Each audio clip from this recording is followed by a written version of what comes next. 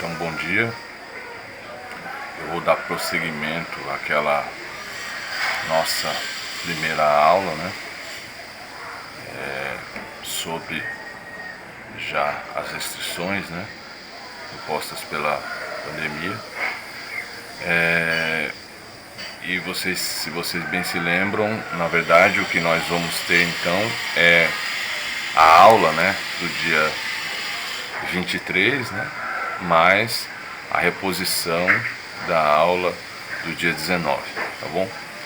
Então eu já fiz a terceira parte dessa aula, onde eu enuncio, né, as duas principais citações a partir das quais vocês vão fazer o fichamento, né, da obra, do capítulo de livro do Derrida e do capítulo de livro do Deleuze. Então vocês podem usar, por exemplo, o livro da Dominique Fauchard, e do Jean-Jacques Wunenburger, para especialmente o capítulo sobre o comentário, né? Então o fichamento que vocês vão fazer é um fichamento que tende a se parecer com um comentário, e eu já então dei as duas citações temas, né? Uma citação do texto do Derrida que aparece entre a página 8 e 9, que eu já li para vocês e vou enviar, e uma citação que aparece lá no livro do Deleuze entre a página 33 e 34, tá bom? O que é filosofia, né? O capítulo sobre o que é o conceito, e o texto Força e Significação do Derrida. Então hoje o que eu quero fazer com vocês é começar a tecer algumas indicações bastante introdutórias sobre como ler um texto qualquer, não só um texto de filosofia, mas um texto qualquer. Para essa parte do curso, eu gostaria muito que vocês lessem o texto, né, famoso, um texto clássico, né, que está no A Religião de Platão, do Goldschmidt, cujo título é esse aqui: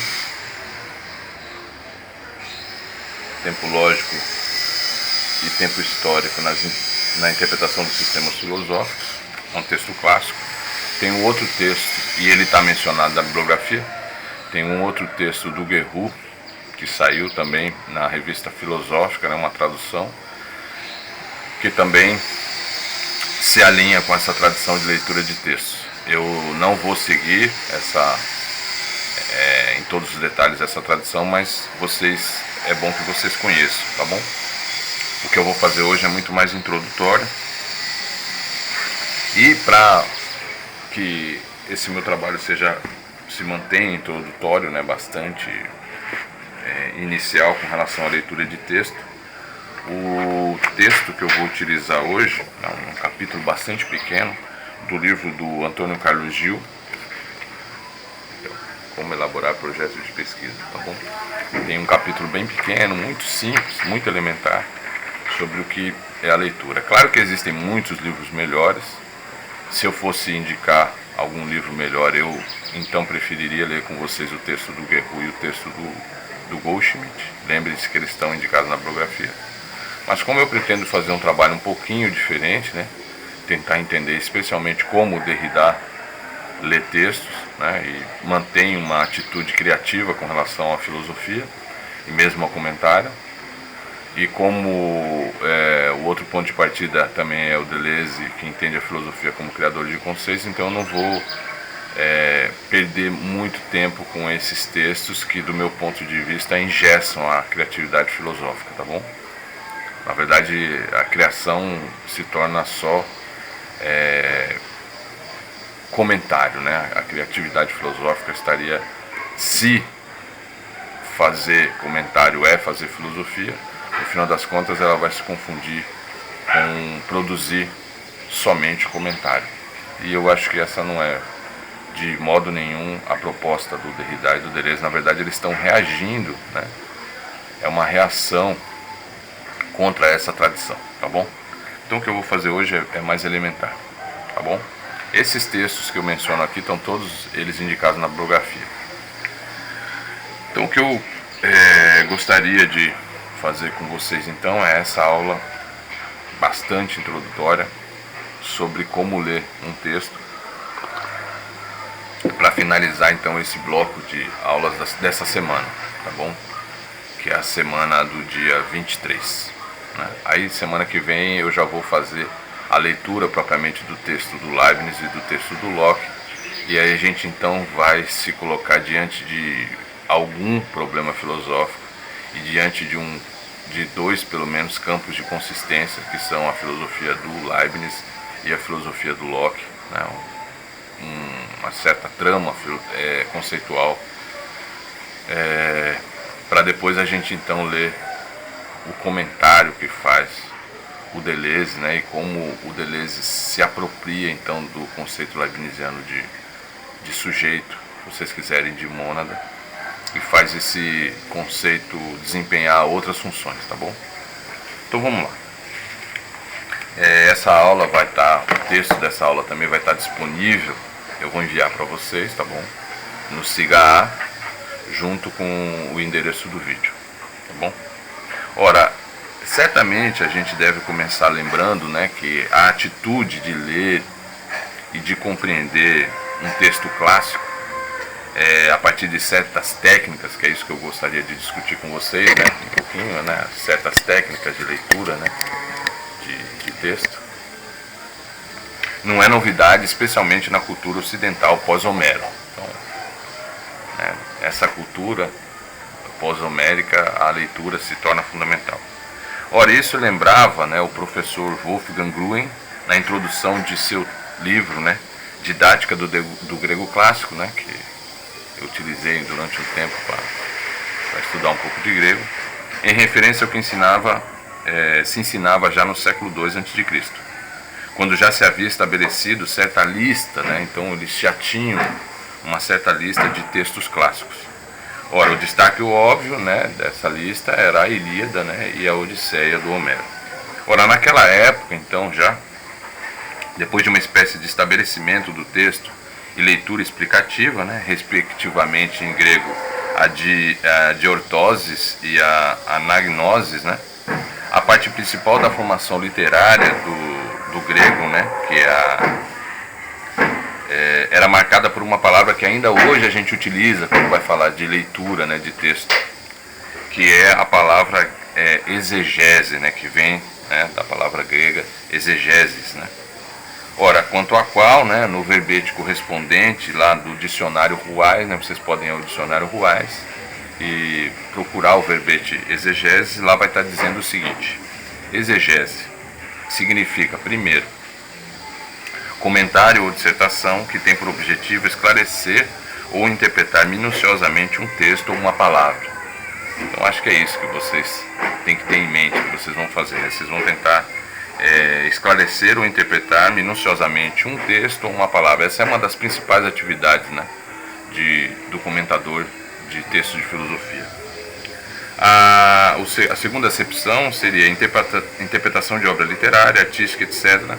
E exegeta seria aquele indivíduo que realiza a exegese, comentarista e intérprete. Eu, então, considero que grande parte da atividade que vocês vão desenvolver em filosofia é a atividade do comentário, então nós podemos dizer que vocês serão exegetas. Essa é uma atividade que nós trataremos em grande parte desse curso, tá bom?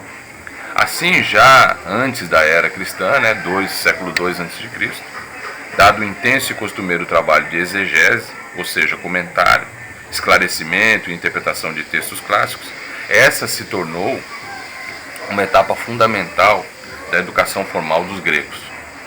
Ora, para além da questão de se filosofia é só isso, ou seja, só comentário, é certo que a filosofia grega já nasce com uma forte reafirmação da capacidade exegética dos que a praticam, né, daqueles que praticavam a filosofia ali naquele começo. O que fica evidente mesmo em alguns dos textos, seja de Platão, seja de Aristóteles já. Tá bom? Ora, filosofia ou não, ao menos é certo que ainda hoje essa é a parte importante da atribuição daqueles que pretendem ensinar filosofia a partir de seus textos clássicos, né? Claro que especialmente naquela tradição que a gente está tratando aqui, que é a tradição contemporânea, né? Tradição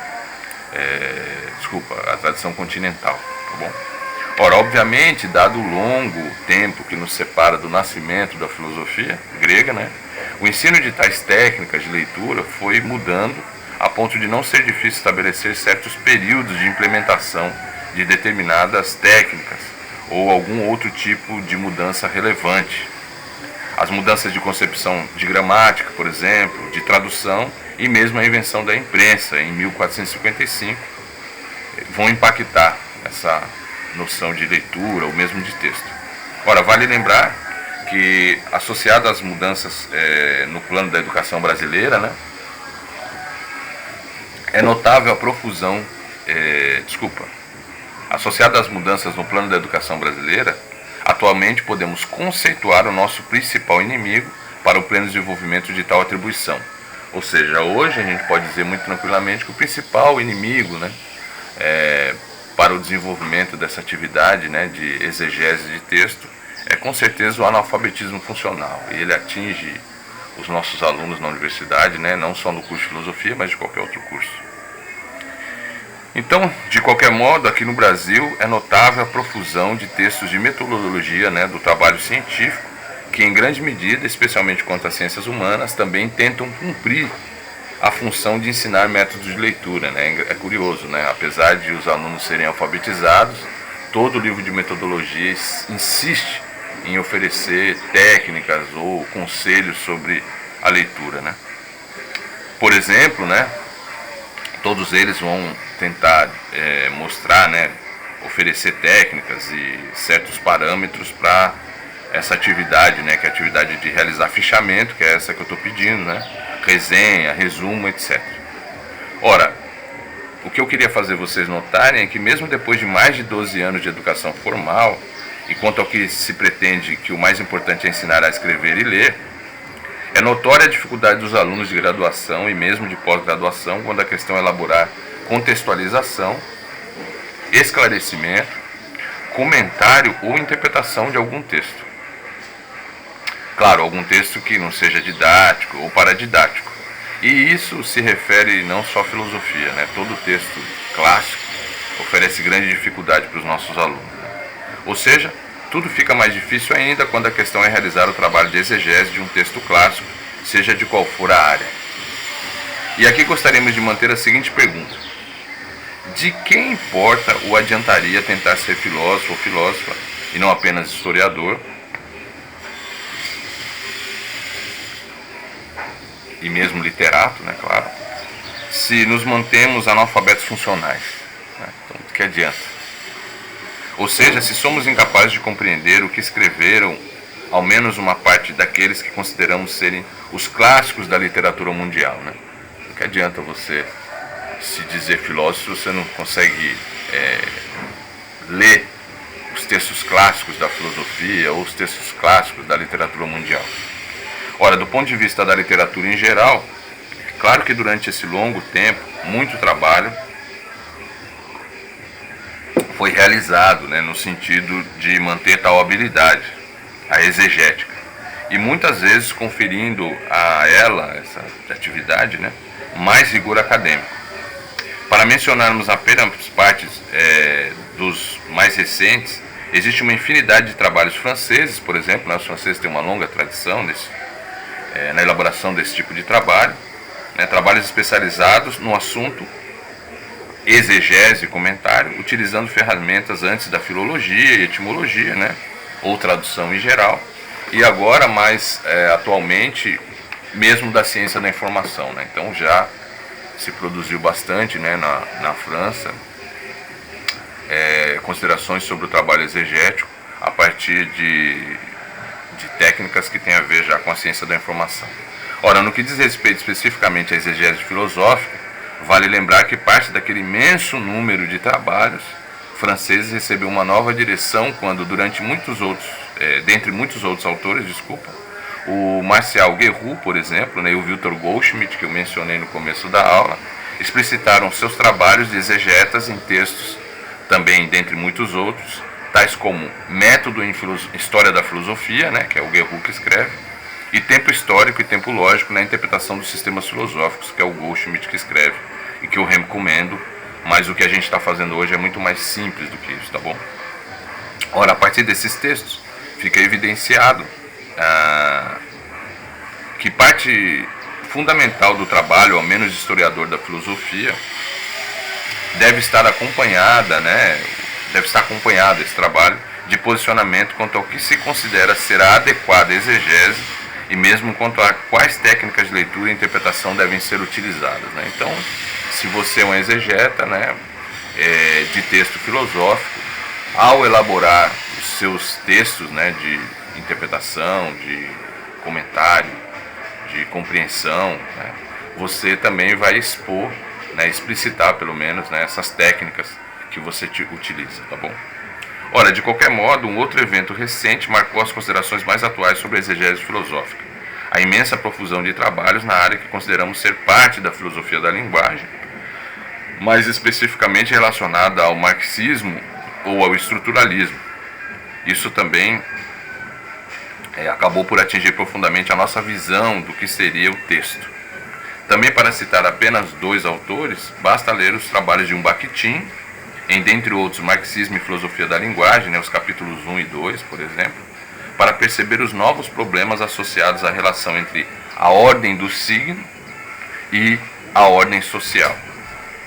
Um outro autor também, e esse é o que importa para nós, que nós estamos estudando já, é o Derrida, né, dentre muitos outros textos, por exemplo, Força e Significação, que aparece lá no livro A Escritura e a Diferença.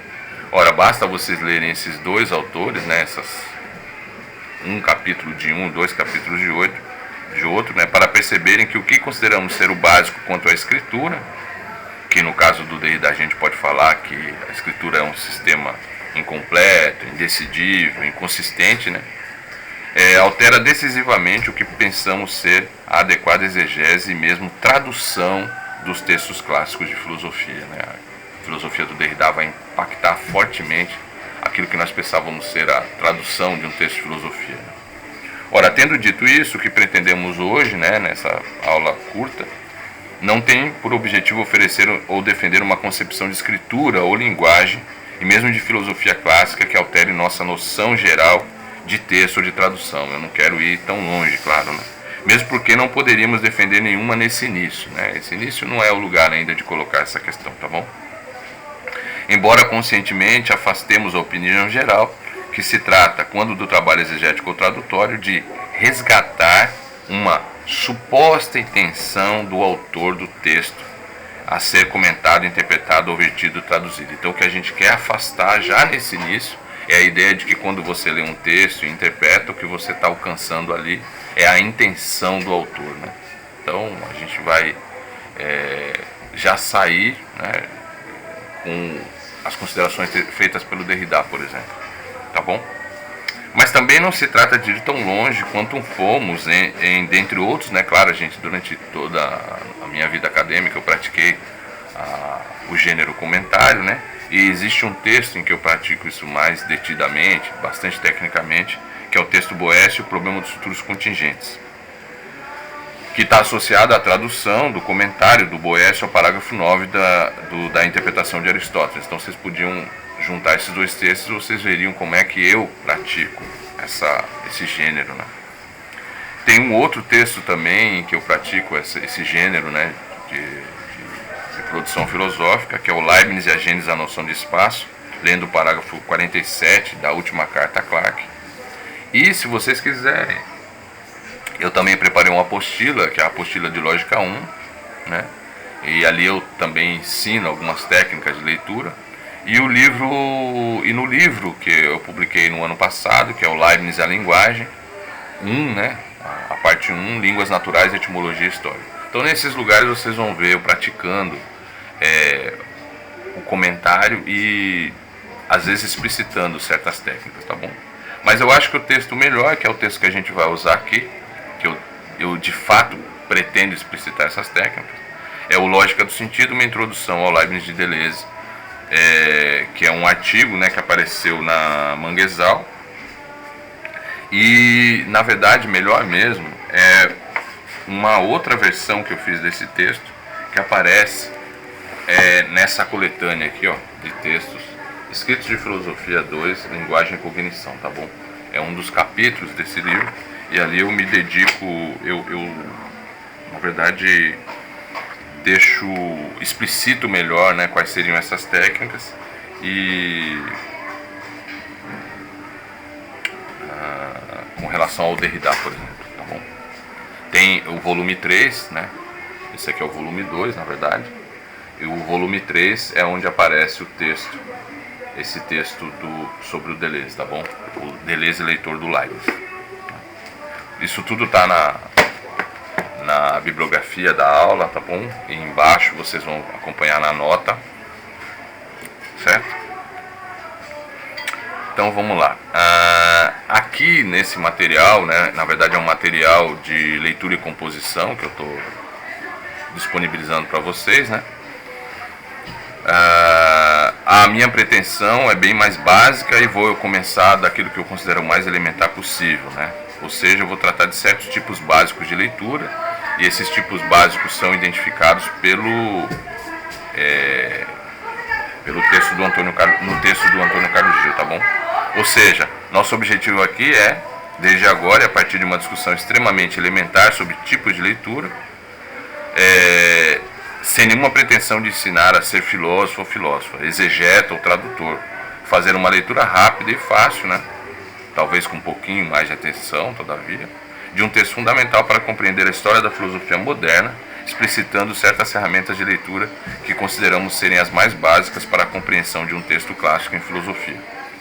Deixaremos, né, para um outro momento os problemas mais complexos que encaminhariam um comentário mais elaborado ou pesquisa mais profunda do texto em questão, até chegar na história da filosofia da linguagem contemporânea, ou mesmo o filosofar na contemporaneidade, especialmente nesse eixo, né, que é o eixo da filosofia continental, especialmente o Derrida e o Deleuze, tá bom? Então o que eu pretendo aqui é isso, né?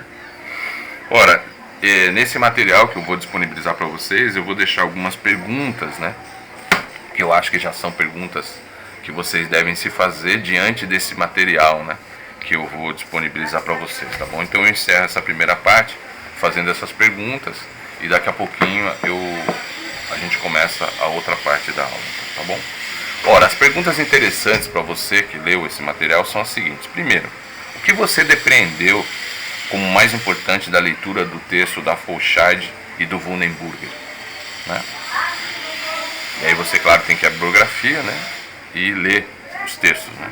Ora, na seção 1 desse livro, né, a ela que eu estou me referindo, da primeira parte, especialmente com relação à leitura, né, aquela primeira seção, o que eles dizem, né, da leitura. Quanto ao que é dito nessa seção 1, você foi capaz de compreender a diferença entre explicar e comentar? Quando você faz comentário, qual a diferença entre comentar e explicar? Essa é a primeira pergunta. Segundo, o que você depreendeu como mais importante da leitura do texto do Kossuth, que é um texto que vocês vão fichar aí, né? Está lá na bibliografia também. Na introdução, especialmente com relação ao problema de método. Então lá no comecinho ele já bota esse problema, né? Já coloca esse problema que é o problema do método. Quanto ao que é dito nessa introdução, você foi capaz de compreender o que permitiria transpor as dificuldades mencionadas no texto e por onde podemos começar a leitura de um texto clássico em filosofia? A terceira pergunta seria, o que você depreendeu como mais importante da leitura do texto do Goldschmidt, né? Supondo que você leu o texto, aquele texto que eu já mencionei, né? Tempo histórico e tempo lógico na interpretação dos sistemas filosóficos, que aparece lá na Religião de Platão. Especialmente com relação à diferença entre o método dogmático e o método genético. Quanto ao que é dito nele, você foi capaz de compreender qual seria o método mais filosófico e por quê? Então essa seria a terceira pergunta. A quarta pergunta seria, o que você depreendeu como mais importante da leitura do texto do Guerrero, Método em História da Filosofia, que aparece na Revista Filosófica, especialmente com relação ao método que deveria ser empregado para a elaboração de histórias da filosofia, né? O Guerrero está preocupado com isso. Claro, ele já tinha todo um trabalho realizado em cima da filosofia do Descartes, ficou muito famoso, né? O Descartes segundo a ordem das razões, e o que ele está tentando fazer ali é estabelecer métodos rigorosos para produzir história da filosofia. Ora, quanto é o que é dito naquele texto, você foi capaz de compreender a expressão segundo a ordem das razões? Essa seria a quarta pergunta, então. A quinta pergunta é a seguinte: qual a ligação entre ser exegeta ou historiador, comentador da filosofia e filósofo para esses dois últimos autores, né? Para o Goldschmidt e para o Guerreau. A sexta pergunta seria a seguinte: como você compararia a opinião desses autores e o que professa Mário Ariel Gonzalez Porta nos capítulos 3 e 4 de seu livro A Filosofia a partir de seus problemas, didática e metodologia do estudo filosófico? Então, essas seriam as perguntas que eu encaminharia já nesse começo, tá bom? Então eu já volto com mais uma parte dessa aula, que é sobre onde eu pretendo indicar algumas dicas, né? Fazer alguns conselhos, né? Tecer alguns conselhos sobre como ler um texto de filosofia.